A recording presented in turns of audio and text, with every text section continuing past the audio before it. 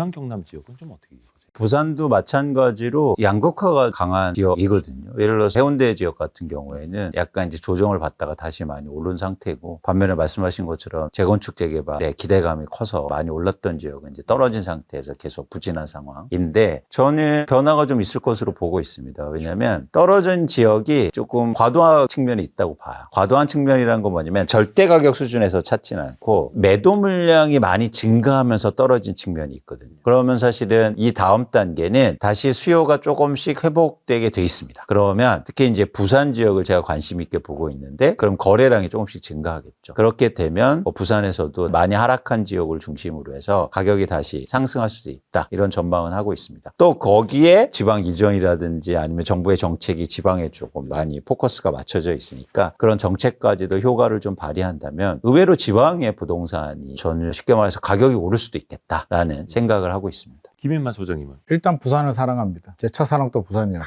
가면 맛있는 것도 너무 많습니다. 너무 좋은데 안타깝습니다. 영국 파이낸셜 타임즈가 이제 노인과 바다, 소멸 이런 얘기를 할 정도로 안 좋은데, 반등을 할 수는 있습니다. 인기 단지들 위주로 많이 빠졌기 때문에. 그래도 부산 인구가 320만 원 넘거든요. 아직까지도 수요층이 있기 때문에 충분히 반등을 할 수는 있는데, 이 반등이 유의미하냐, 지금 반등하는 게 목표이냐, 10년, 20년 후에도 부산이 대한민국 2대 도시로서 충분히 좋은 역할을 할 수가 있느냐에 대해서는 저는 상당히 걱정스럽습니다. 왜냐하면 지방에 가보게 되면 공실도 요즘 늘어나고 있고요. 부산이 90년대 한참 좋을 때 인구가 400만 정도 됐거든요. 지금 70만 정도 빠져버렸습니다. 70만이면 서울로 따지면 거의 강남구 플러스 강남 서초구 그 정도가 빠졌다고 이제 봐야 되는데, 당연히 영향을 받겠죠. 그래서 일부 지역들 신축 아파트 위주로는 괜찮으나 구축 아파트들은 힘이 좀 빠지고 있는 상황이고, 이거를 내버려 두게 되면 5년 전에도 노인과 바다였으니까 괜찮아 라고 하기에는 지금 인구 감소, 인구 유출, 경기 침체, 지방 일자리 너무 심각하다. 부산에 남아있는 분들은 결국에는 관광객들한테 어떤 장사를 한다든지 일부 기업들한테 이제 일하는 분들, 그런 분들만 남아있기 때문에 단순히 반등을 한다 안 한다의 문제가 아니라 10년 20년 후를 내다보게 되면 결국은 양극화 문제인데, 저는 일자리, 저는 지방에도 예를 들어서 뭐 5년간 10년 정도 법인세 면제해 줄게, 50년 정도 토지 무상으로 해줄 테니까 대기업들 공장도 좋고요, 본사도 좋고요, 프로야구 구단 있잖아요. 뭐 예를 들자면 삼성은 대구 나면 삼성은 대구에 일자리 이전 좀 하고 서울에 집중되어 있는 일자리를 저는 좀 분산할 필요도 있겠다. 그래서 그런 정책을 이재명 새 정부에서 아무리는 못하더라도 스타트라도 좀 해줬으면 하는 바람입니다.